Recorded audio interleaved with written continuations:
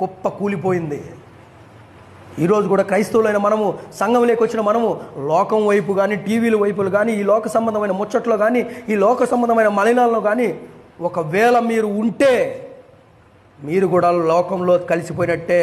లోకంతో స్నేహం చేయవాడు దేవుడికి విరోధే. ఒకరోజు లోతు భార్య కూడా లోకంతో స్నేహం చేసింది. ఏ లోకాన్ని అయితే దాటిపో, దూరంగా పారిపోండి, మీ ప్రాణాలను దక్కించుకోండి. ఈ పట్టణం మీద నేను అగ్ని బంధకాలు గురిపించిపోతున్నాను, మొత్తం కొలాప్స్ చేయబోతున్నాను, పారిపోండి అని చెప్తే పారిపోకుండా లోకం మీద ముచ్చటపడింది. మా అమ్మ ఎట్టబోయింది, మా నాన్న ఎట్టబోయాడు, నాకున్న ఫ్రిడ్జు, బంగారు, వెండి మొత్తం కొలాప్స్ అయిపోతుంది. మనసంతా వాటి మీద పెట్టింది కానీ ప్రాణాలను దక్కించుకోలేదు. మనసంతా వాటి మీద పెట్టేసింది.